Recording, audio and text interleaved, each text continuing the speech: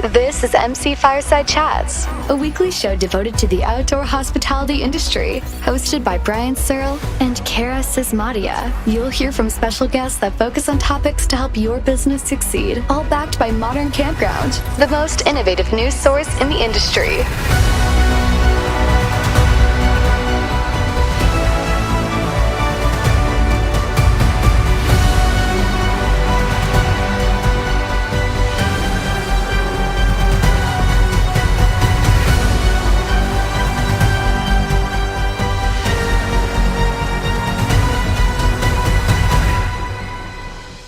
Welcome, everybody, to another episode of MC Fireside Chats. My name is Brian Searl with Insider Perks, here with my dog, Riley, who is a lap dog and can't get out of the spotlight for whatever reason. So she's here today with me. I'm sitting outside. I'm back in Canada. Super excited to be back from the KOA conference, the RVIT conference, OHCE, the IAPA conference. It was really kind of action-packed 2 weeks here.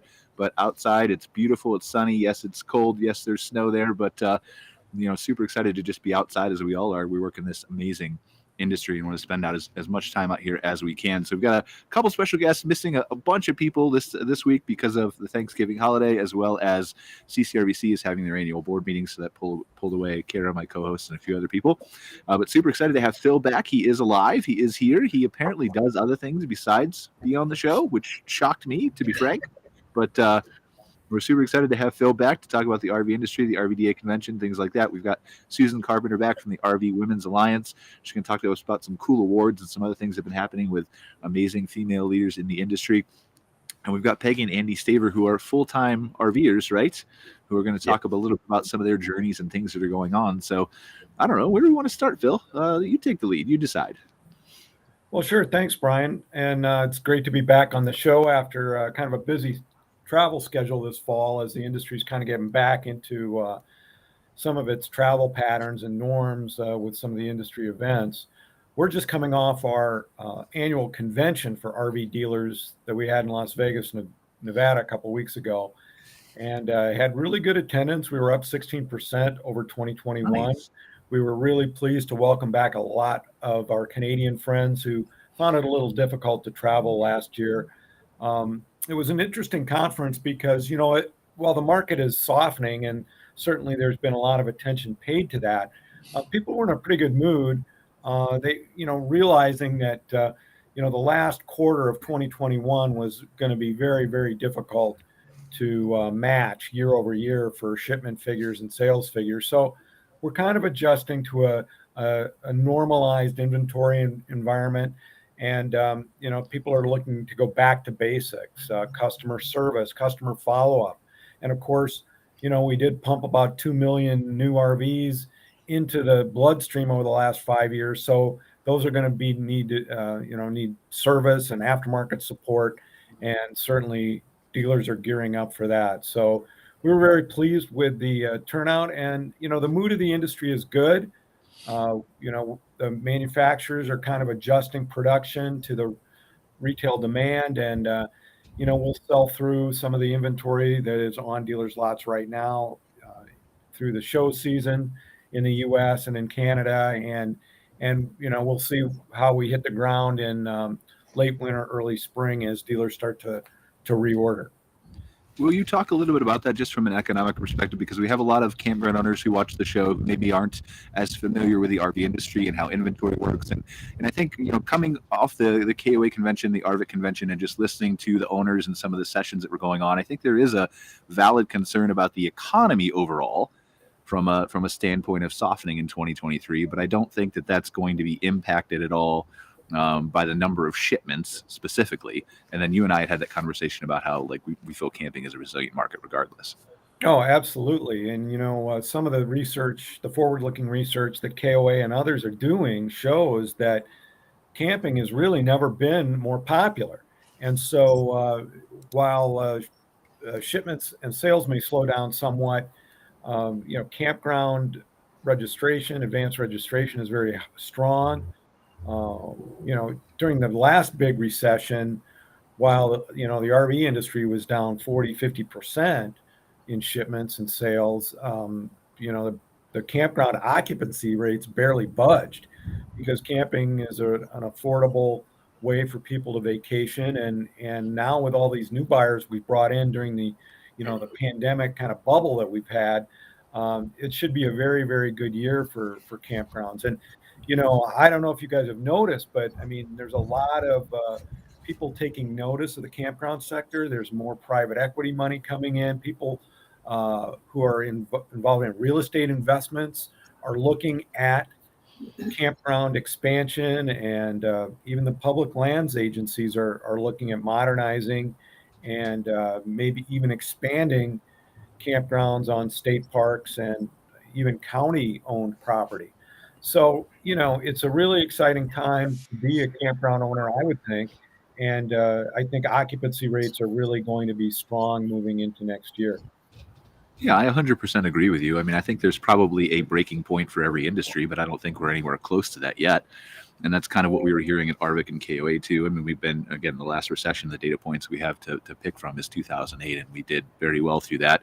And even attending IAPA, which for those of you who don't know is the international, I always forget what it is, but it's where all the theme park operators buy their rides, and they have 4,000 vendors, and it's a super cool show in Orlando every year. But even talking to some of those people, it's the same sentiment in the attractions industry that people will still want to be entertained. They still will want to go on a vacation, and camping allows them the ability to adjust that to either do closer to home or, again, maybe stay in a state park or a BLM land, or which is not what private campgrounds want to hear, I know, but camping is camping, right? And I'm not saying they're all going to do that. But, yeah, I think there's definitely an upbeat sentiment in that. How do you feel, Peggy and Andy? You guys are full-time RVers. Tell us a little bit about your story. Well, we started full-time RVing back in October of 2017. So we've been doing it about 5 years. And one of the reasons we started is I had worked for the Veterans Administration Hospital, and there was just things going on there that I just needed to get out of that system, and travel nursing had a big draw for me. And we knew then if we were going to do the travel nursing, we wanted to have our own stuff, sleep in our own bed, our own kitchen, everything. And so we just saw that the full-time RVing was going to be the best way to go. So we made the investment, personal investment, and equipment was we, got an appropriate sized truck and a pretty comfortable Grand Design fifth wheel. And we did that. And really we did that for 3 years. And then a couple of years ago, we upgraded, downgraded, or whatever, swapped into a motor coach. And so Peggy says you didn't downgrade for sure. She says it was. It's a big upgrade to a Class A motor. Well, yes, there were concessions. The fifth wheel had more living space, less storage. The Class A, we have so much more storage, but probably 100 or 50 or square feet less living space. But it's still pretty comfortable. Yeah. Well, and you just drive to Florida, and then you can live outside, right? Or something like during the winters, yeah? Florida, Texas. Yeah, well, we did that last October. We did go down to Florida for a while. Yeah, it was and very nice. We have reservations now for Arizona for Tucson. Tucson. So that's going to be January and February. That's nice. 3 weeks ago, I would have told you, go to Florida always, and then I went to RVIC and sat through a hurricane. And I was promised sunshine with all the RVIC marketing. I'm not saying it's RVIC's fault, but it was, I was expecting sunshine, and I had to sit through a hurricane. So, but other than that, which is ending now, Florida is, just, it's a part of that freedom, right? That you get to be able to travel wherever you want. You can't pick up your hotel and move. Right. Yeah. Well, now that he's retired from the travel nursing, because we had to travel, we based it on the jobs. You go out there and look and see what's open at different places. So we did Arizona, a couple of Midwest, Texas a couple times, and so now we have more flexibility. New Mexico. How long have you been doing this? The traveling nurse? It was 5 years, just a little over 5 years. We started that October 2017. So can I ask you? And just because we've only got 4 people on the show, I'm trying to stretch it out for time a little bit, but I am curious, right? Because my girlfriend's a respiratory therapist too. How did what you did or change or traveled, or how did that impact with COVID? Did you change where you were going? Did you change what you were doing? What jobs you would accept? Was there more available? Yeah, it presented a lot more challenges. There were a lot of campgrounds that were closed, or the ones that chose to remain open. There were no facilities, so they stipulated when you booked, you have to be completely self-contained. Mhm. And so that made it kind of challenging. Also, the availability of campgrounds. There was a job I had to turn down in Nebraska because there was only one, and it was a good sized campground. They had no available spots. So I had to make some compromises on what hospital I wanted to work to. So we ended up going to Western Nebraska, and I did my 13-week assignment there. And Do you feel like go ahead. I'm sorry, please. go ahead. No, go ahead. We were just on a delay. I thought you were done. Sorry, go ahead. Well, the campground that we stayed at in Nebraska was an old KOA, and it was purchased years ago by an individual, and she's doing a remarkable job of keeping it going. Yeah, and a solo owner, a female, one person owns it, and she turned it around. It had been empty for years. Well, go ahead and shout her out if you want. I mean, give her the credit she's due. If you want it's Captain Critter's Country Campground in Scottsbluff, Nebraska, and her name is Sue, and I can't remember her last name right now. Right, that's awesome. You'll notice that Sue is a good name for strong female women in the industry. Okay. Okay. Yeah. Oh yeah. Isn't there Sue Carpenter on this? Yeah. It's the name. It's all in the name.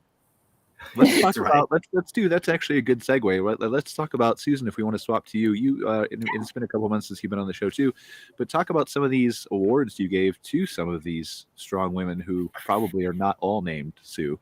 No, but they're still amazing women just the same. So the RV Women's Alliance, one of the first things when we, launched it is we wanted to do some kind of education symposium where, we had awards recognizing women in the industry and men in the industry and companies that are either they trailblazed or they're making a difference. And so back about a month ago, 6 weeks ago, we had our first symposium in Chicago where, we brought in Purdue University and some speakers and did some really great leadership training. And then we had our awards ceremony. And one of the awards was the Trailblazer Award for Lifetime Achievement. And that went to Debbie, I always mess up her name, Brunforte. That's right, Bruno Forte. Bruno Forte. I knew Bill would get it. So little dealer, little prices. And Debbie has really been a trailblazer in our industry. She has the campground. She now is a part of the Campers Inn company. But amazing woman. And she really has trailblazed a lot of roads for women in this industry. And then we had our Leaders of Tomorrow Award. And this was somebody recognized that is younger or just starting in the RV industry. And, we recognize her as the leader for tomorrow. And that went to Alyssa Cox at Forest River. And then we had a Champion of Women Award. So one would be an individual and one was a company. And that is basically somebody or a company that is doing something to champion women within their company, their culture. The individual who won it was Kim Gregory out of CoachNet, and that's out of Texas. And the other one was Winnebago Industries. And how those awards, we had an award committee. There were quite a few nominations for these awards. And then, that awards committee did a very deep dive into, all the different criteria. Did they meet it? And, all that kind of stuff. So we're really excited to do that for the first time this year. And it was received very well, and we'll be doing it again next year. What do you think sets your awards apart, other than trying to recognize more female, right? I mean, what do you think sets apart your awards from? Because I feel like everybody's doing awards now, and I know yours aren't the same. So can you just kind of give us why yours are better? Better, but different? No, I think ours is different because it's not really focused on any particular segment of the industry. All you have to do is be involved in the industry. So it's not just a dealer or, a OEM or a campground or, a distributor or anything like that. It's not very focused. So it's anybody working within the industry, which casts a pretty wide net.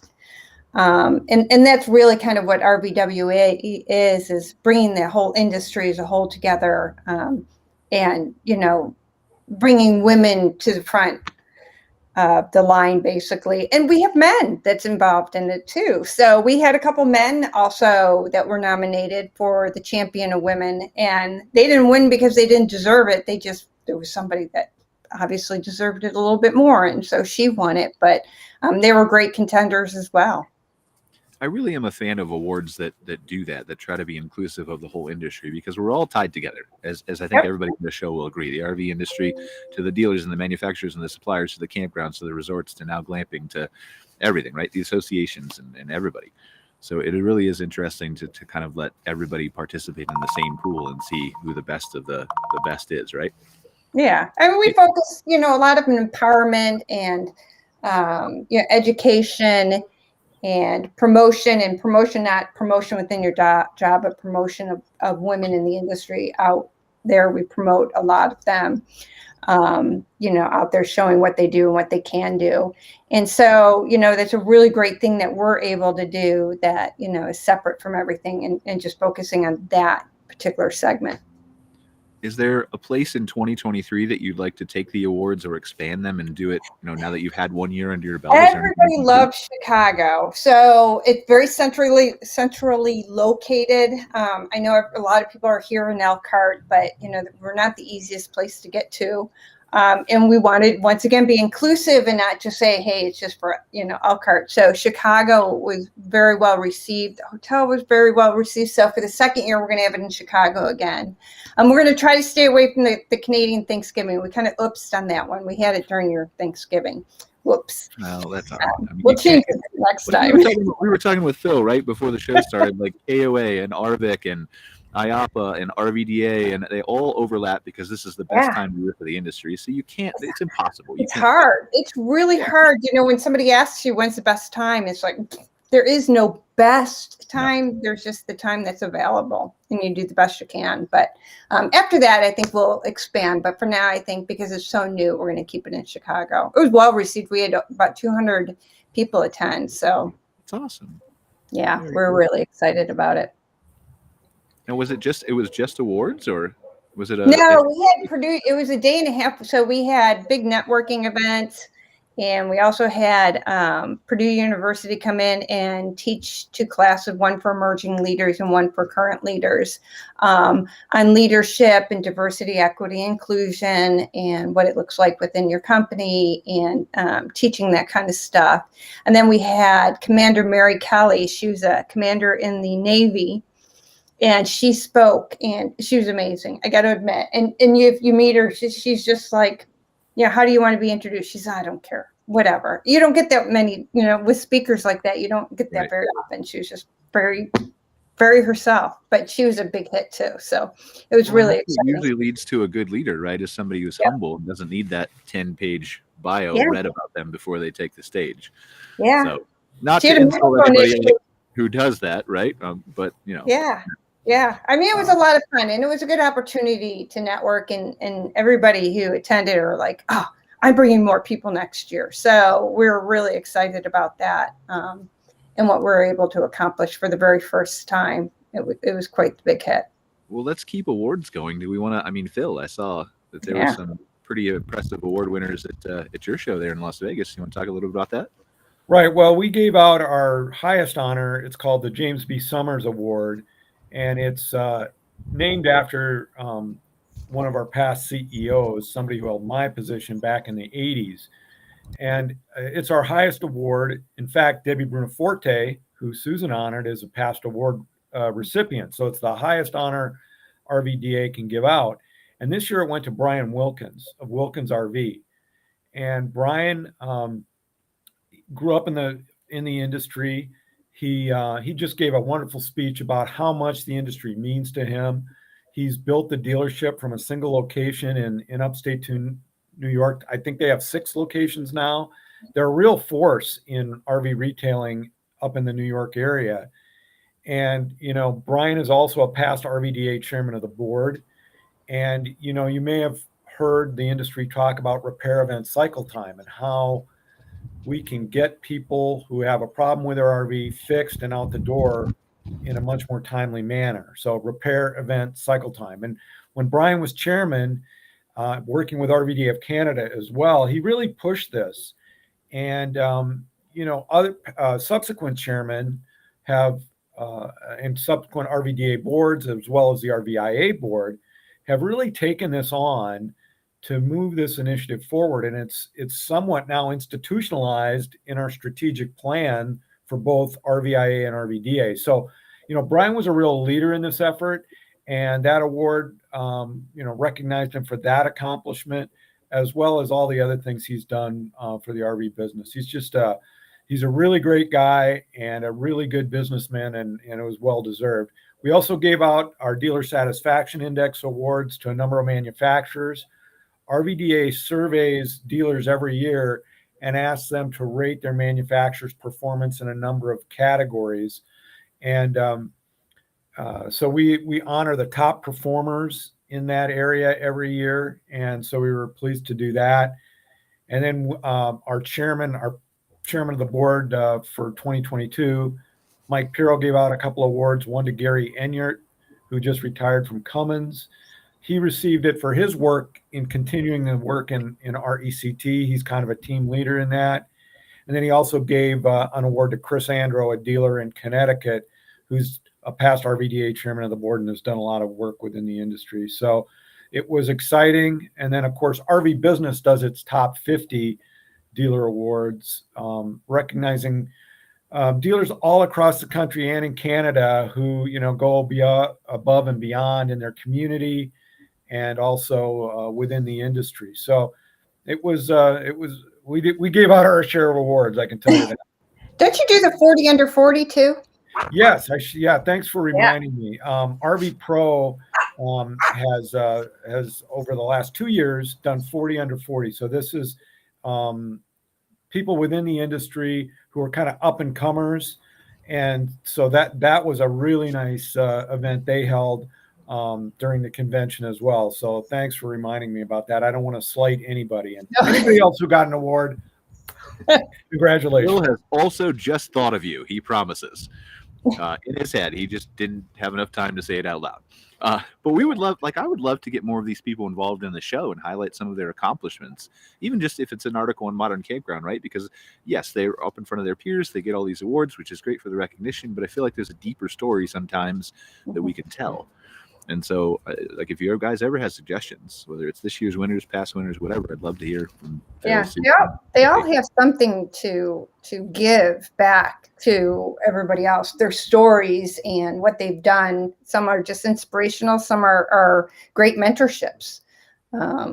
Like Phil was saying about Brian, I mean, wow, because I know that cycle time is huge right now. I mean, it's a really big initiative, and I hadn't realized that Brian had started that, and what he started was pretty incredible. Yeah, our incoming chairman, Nathan Hart from Walnut Ridge Family RV Center in southern Indiana, he grew up in the campground business, and he's got a great story. He and his dad bought a campground in 1991, and he was a little kid, and his brother, they worked in the campground cutting, grass and doing all this stuff. And then people would ask them about their RV and could they help them fix it or move it or whatever. And so they got the idea of, hey, why don't we start selling RVs? And so they've grown that business from a campground to a very large, significant dealer in Indiana. And now he's got other business partners. He's got RV dealerships in Louisiana. And so Susan's right. I mean, there are so many great stories in the RV business because a lot of it is second, third, and now we're getting into fourth generation people who've been involved with the industry. And it's kind of like once it gets in your bloodstream, once you start working in it, it's really hard to give it up because, what are we doing? We're trying to provide people with a way to travel, spend time with their family, and have fun. And, we've got, not saying we don't have our issues with support and things like that, because we do, and we're trying to work on those. But everybody does. A lot of people are, once they start in the business, they find it hard to extricate themselves. Yeah, I always leave once you're there. Once you're in, they'll never let you out. I mean, they just won't. And that's not a bad thing because this industry is pretty great. I mean, you take Peggy and Andy there. Those are the people that make our business, make or break it, right? Their experience and everything else like that. You talk about the market softening. As Phil knows, I've been in the aftermarket for way too many years than I'd like to admit, but my paying job. But as the market softens a little bit on new unit sales, back in 08, 09, when I had, I owned my company, we stayed afloat very well just because what we did was replacement parts. And I'm still in the replacement parts, just in a different company now. But that's where people are starting to fix up. We'll wait a couple more years and we can replace this hatch or whatever. And what they don't do, if money's tight, they might not replace an air conditioner. They may just open windows.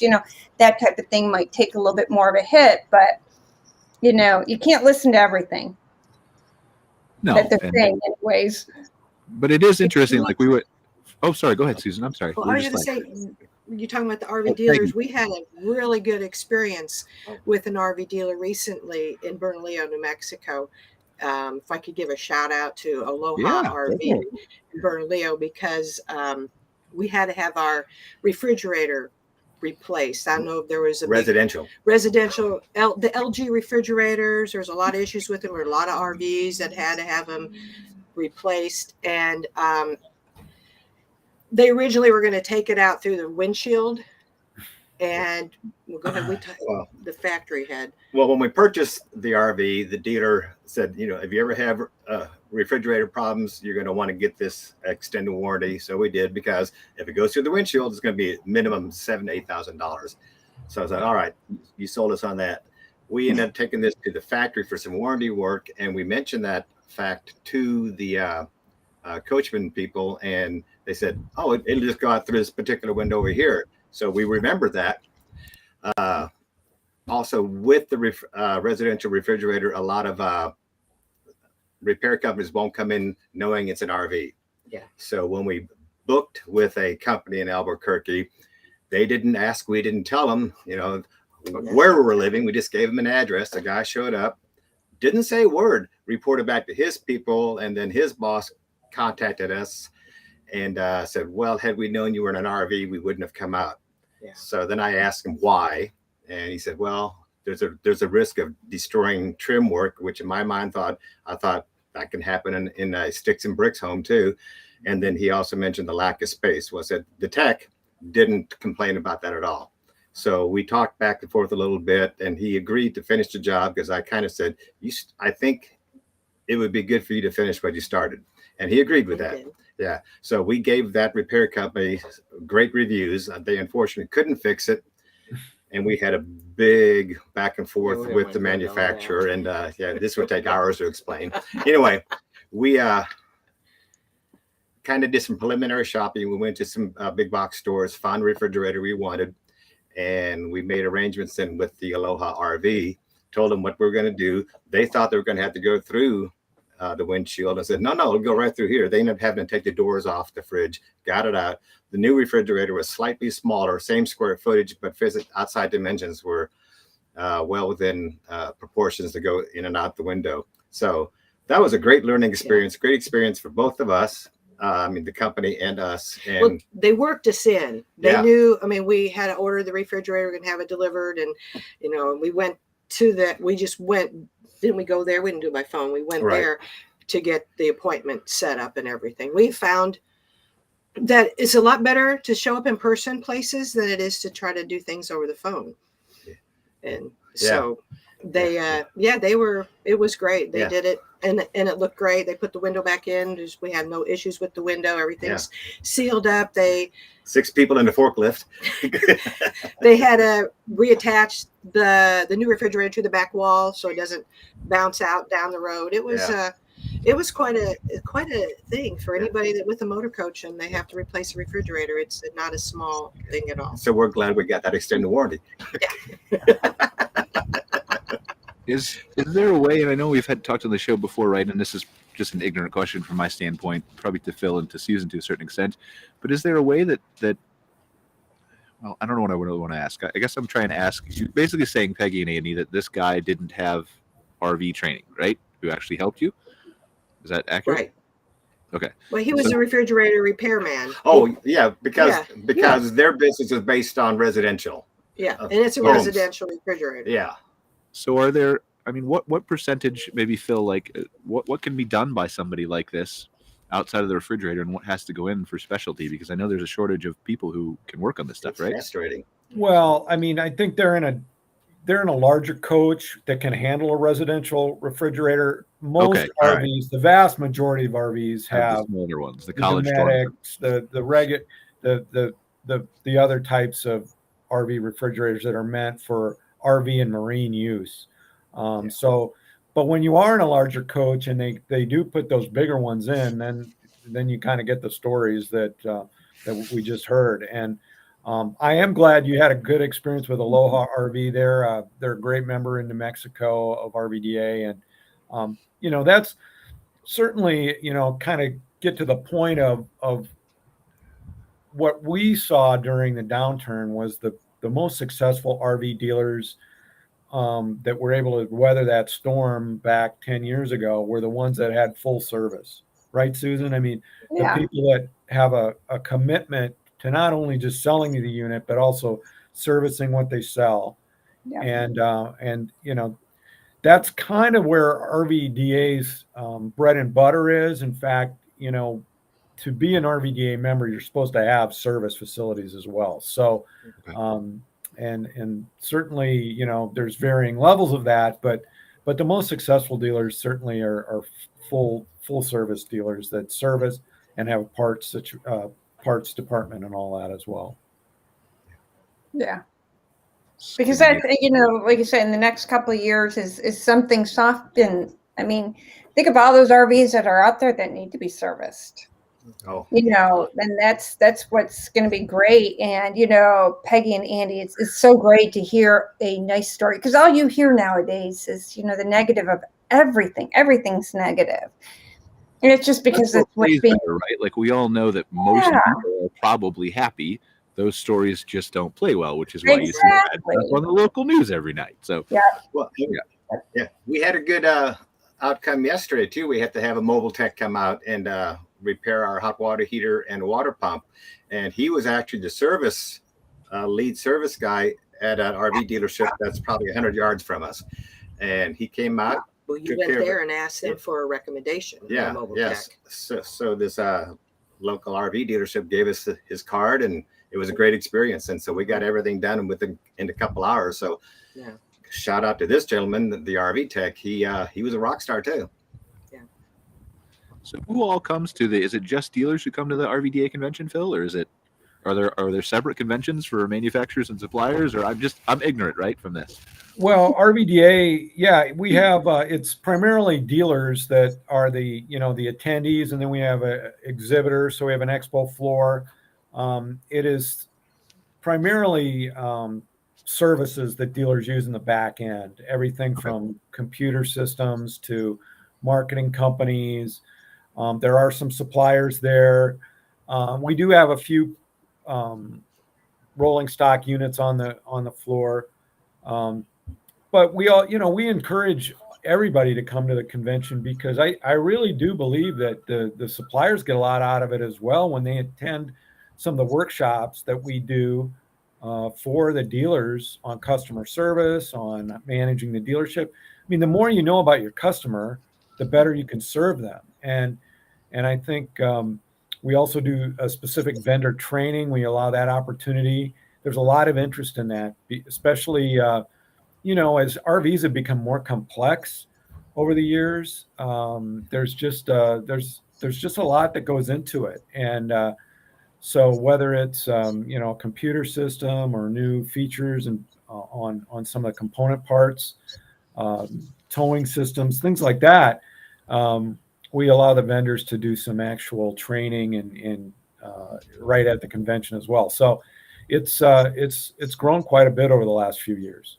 Yeah, and I think you get a lot of face time with the dealers, like you say, but you also have on your showroom floor for like the aftermarket, a lot of your distributors partake too. So for a supplier like myself, not only are you talking to the dealers, but you're also talking to your customer that's distributing the product as well. It really is a good show. I didn't get out there this I'm year. glad you said that about the inclusive, anybody who's welcome to come, Phil, because, just like we talked about the awards, I think everything goes hand in hand. For me, when I'm going, I run a marketing agency, I run moderncampground.com, but, I want to attend RVIC and I want to go to these educational sessions at KOA and RVIC and IAPA and everywhere else, because the more I know about finance and, what's why we're having the show right now, right? The more I learn about parts and how a dealer works, and the more I can help people who cross my paths and pass along information, and it interconnects the industry even more. Yeah, you're networking too. It's what I tell everybody. Networking is your number one tool for anything to be successful in life, is just to network, get to know other people, what they do, learn. There's so much to learn out there, like you said, Brian. I hope I never stop learning. There's still things, that are just like, But you're not wrong about networking. I'll go. I spent 2 weeks in Orlando, right? And this is not my favorite thing to do. I'm an outgoing person, but there's other things I would do than stay up till 2:00 in the morning drinking whiskey with people or whatever. But those are the good conversations. Those are the networking. Those are the times you hear tips that you wouldn't hear anywhere else. And so I did that for 2 weeks straight and killed myself and went 4 hours of sleep, but it was great. And I met so many people and had so many conversations and learned so many new things and met so many new people. And we've had those conversations with some associations both in the States and in Canada too, about what does the future of conferences look like post COVID. And some of them will stay the same, but some of them are adjusting. Like the glamping show cut down a little bit on their education, focus more on networking this year. And I think that's one thing that you will never, ever replace, regardless of what happens, is that networking. Yeah. It's key. It really is. It's super, super critical. What else we got to talk about? We got about 20 minutes left to fill here, guys. What's new? And what were you up to this summer, Phil? What's happening?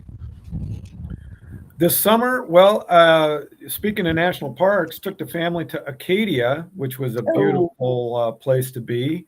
It was interesting there to see that the campgrounds up there were full. I mean, they were full. You could not get a spot unless you had made a reservation at least 6 months in advance. Always been on my bucket. And the private sites around Acadia were full. Like I was telling you, I think the industry is kind of getting back to some normal meetings. Some state RV association meetings were held. So I was at the Texas RV Association, Oklahoma RV Association, Florida RV Association meeting, as well as the open house in Elkhart in late September. And so it was really good to see folks, and the open house was well attended. They changed some things around this year, but it was really interesting to see some of the new products coming out at that show. And now that has really become the big manufacturer showcase.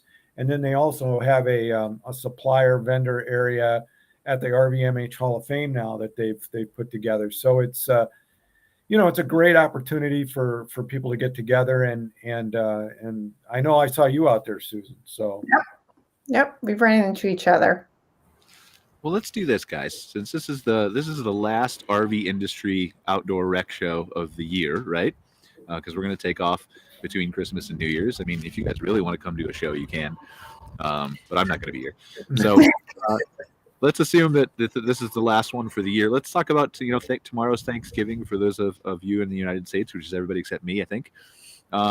Let's talk about something, and it can't be cheeky. I'm going to put you guys on the spot, right? Let's talk about something over the last year that you're thankful for.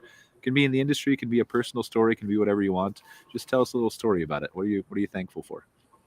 Whoever wants to go first. Wow. Well, I mean, it's Thanksgiving. We should be thankful, right? I think for us, we're very thankful for the ability to, speaking from a nurse, for me to be able to help people in their health crises.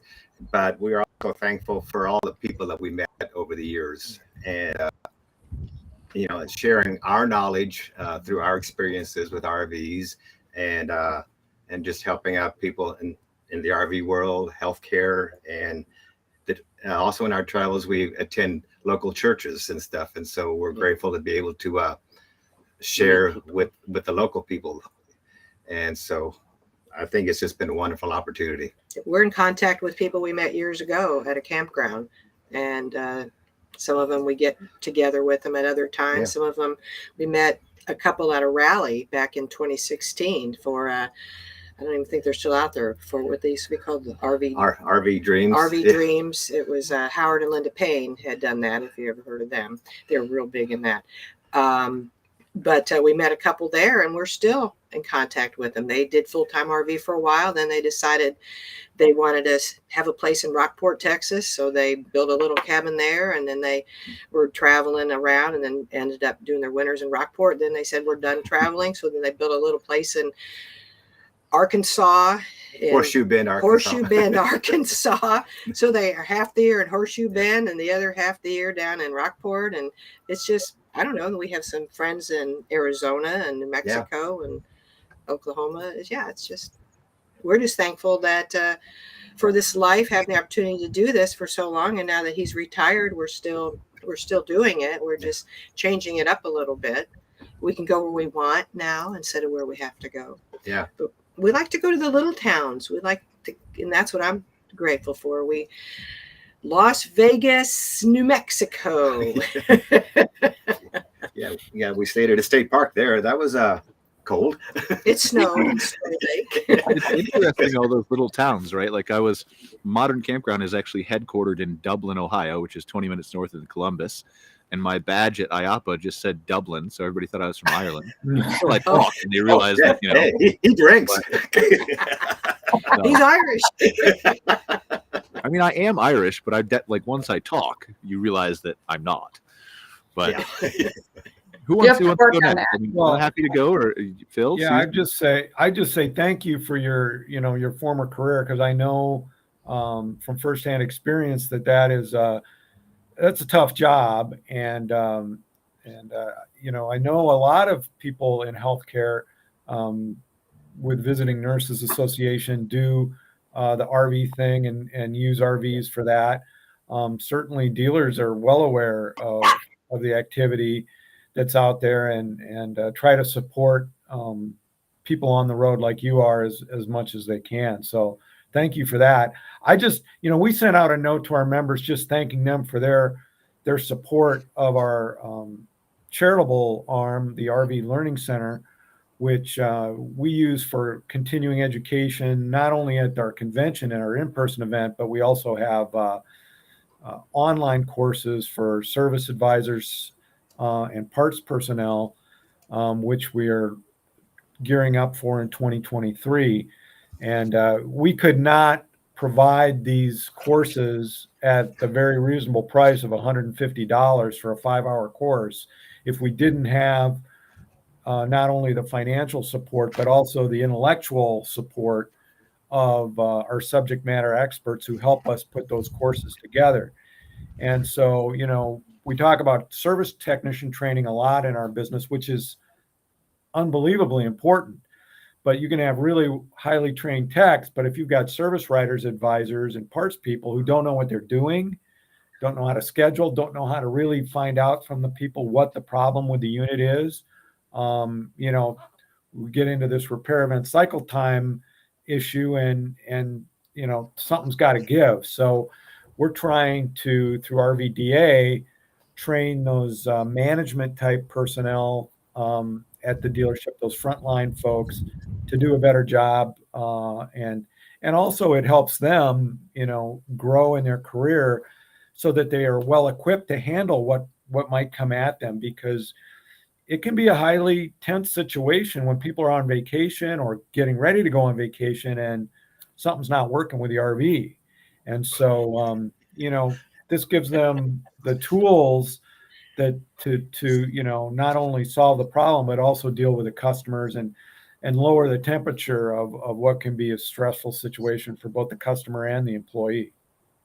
Well, I'm going to piggyback off that a second and go next and just say that, like, I'm just thankful in general for the people who just give to the industry as a whole, like selflessly, and not even just to the industry, but to people who are in need.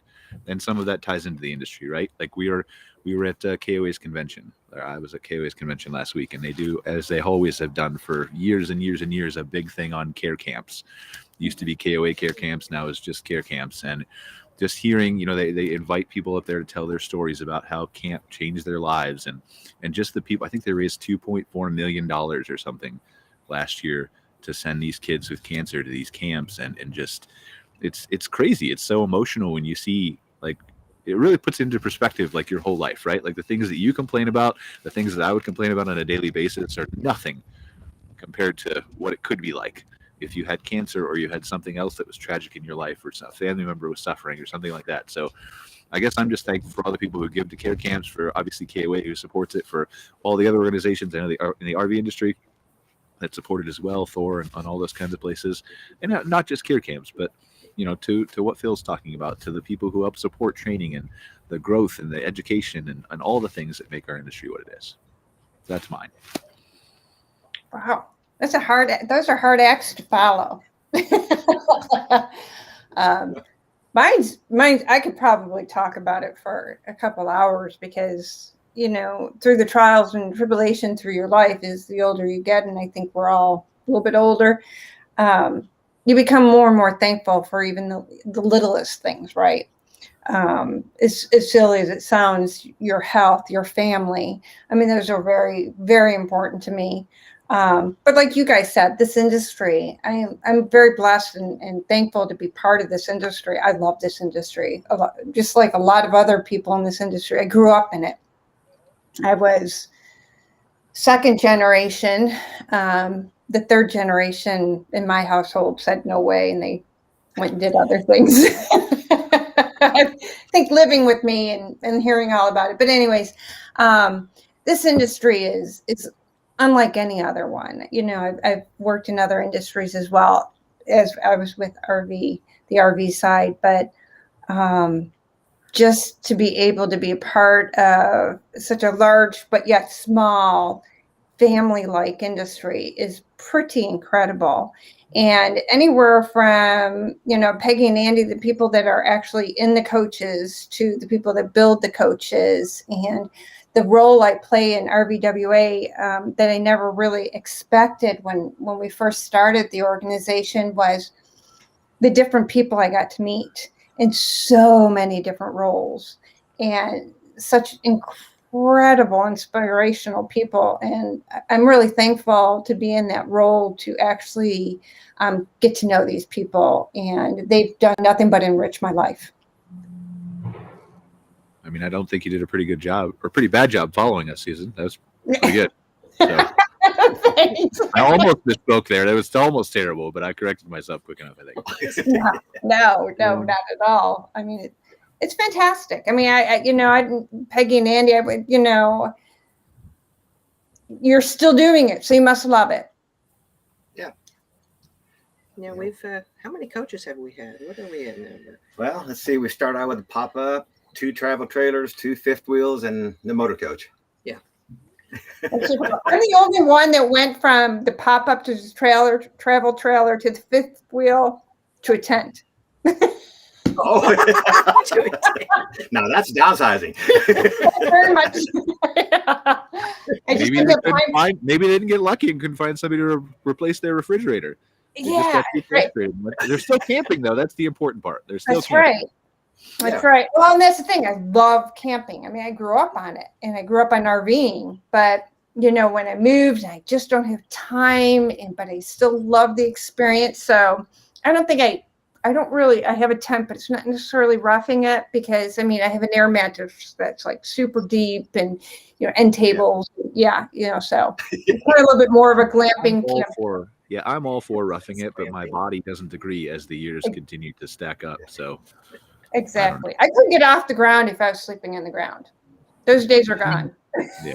I feel like I probably have a couple more days of those, but it's going to be creaky. So, yeah. My chiropractor will help with that. It's not good. So what else? Let's do this. Go ahead. Sorry. I was just going to say, I just found out over the weekend, my brothers who live in Minnesota just went in and shared the expense of buying one of these RV ice houses. So it's a RV in the summer. It's a travel trailer in the summer. And in the winter, they can haul it out on Mille Lacs Lake in Minnesota and ice fish out of it.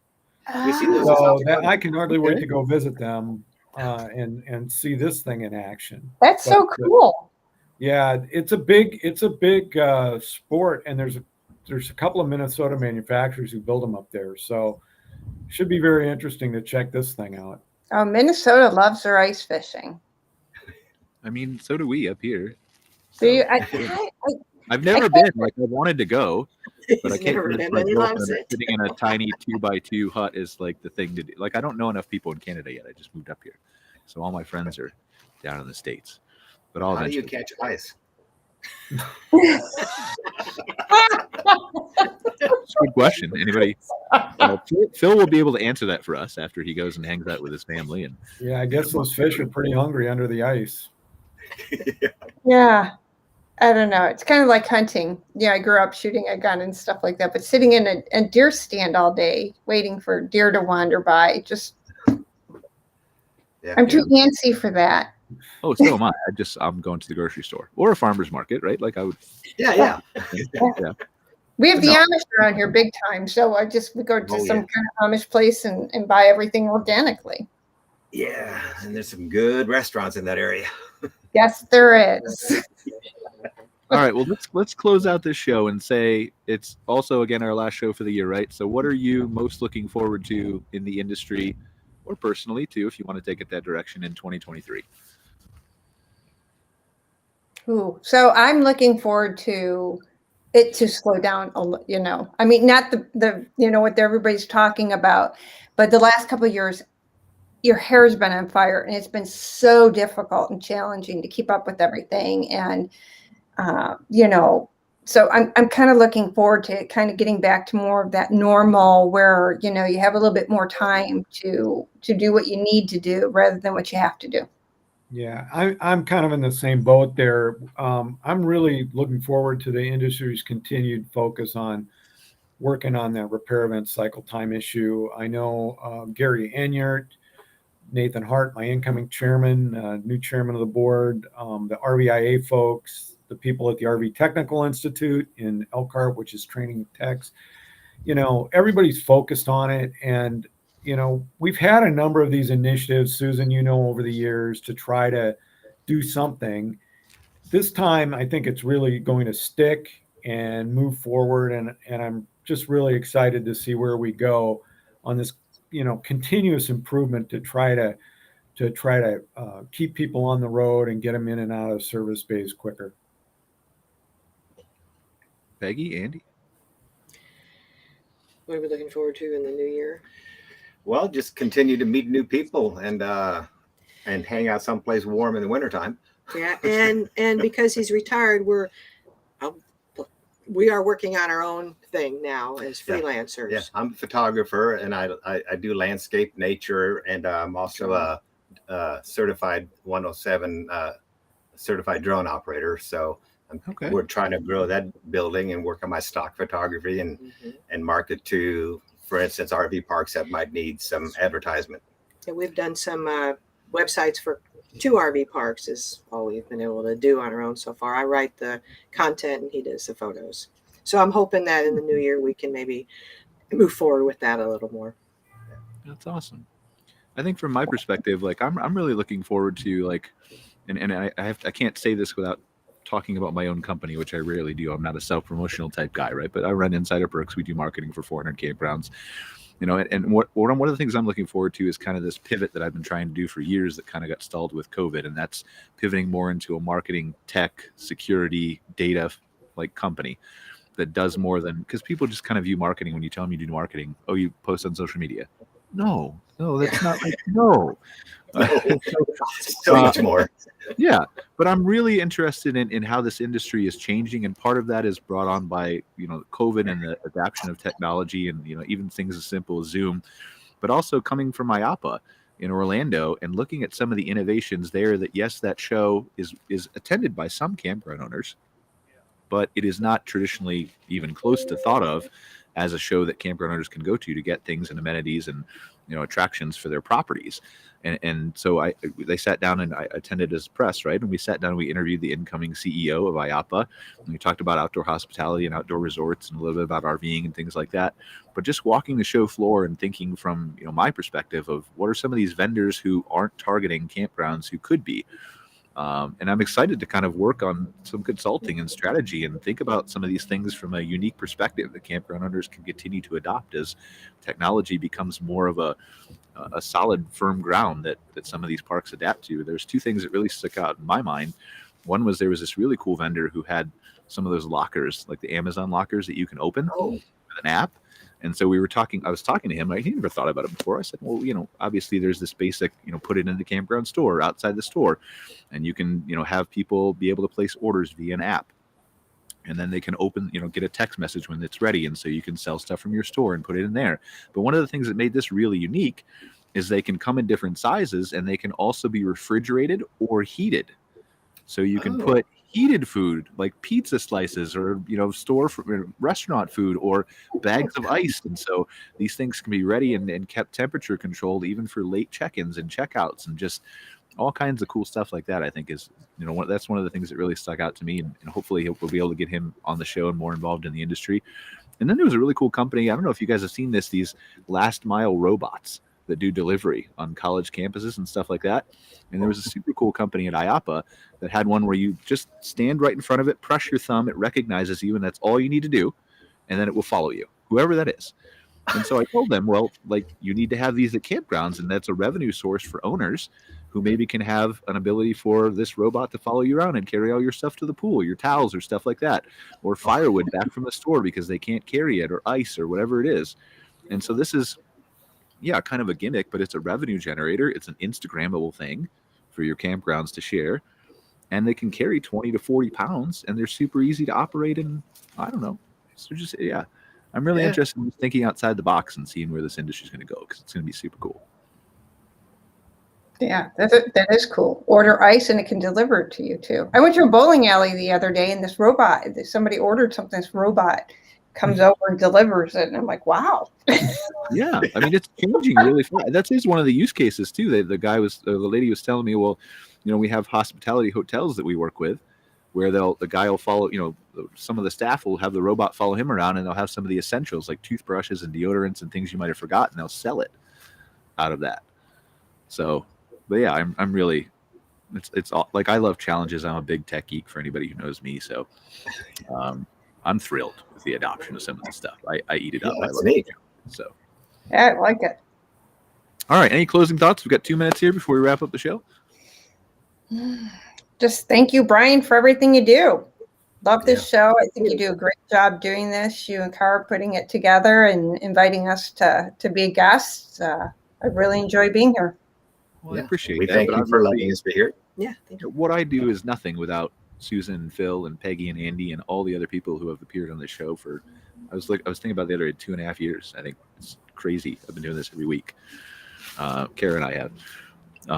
But yeah, it's nothing without the guests who are sharing their stories, who are talking about these things. So I just kind of string it all together, and I'm not even a pretty face, so I don't really know what I do here, but I'm happy to do it. You're rocking the sunglasses. Yeah. I mean, yeah. And where's the four-legged co-star? I think sleeping next to him. Oh, there we go. So that's Riley. All right, guys. Well, if there's nothing else, I really appreciate you guys being here, especially the day before Thanksgiving again. Hope you guys all have a wonderful, amazing holiday with family, friends, watching football, drinking alcohol, whatever you guys are going to do. Just having a good time. Maybe eat some turkey. For yourself. Don't get up too early and go Black Friday shopping. Things are available online, so nobody's planning any violent bursting through lines, pushing people aside. Hopefully, we can all have a peaceful, good holiday. And thank you guys again. I really appreciate you all being here, and we'll see you on the, 4th week of January, I guess. So yeah, see you next year. Yeah. Have a Merry Christmas, Happy New Year's, and all those kinds of things. So take care, guys. I appreciate Thank you all. you. Thank you. Thank you. Bye.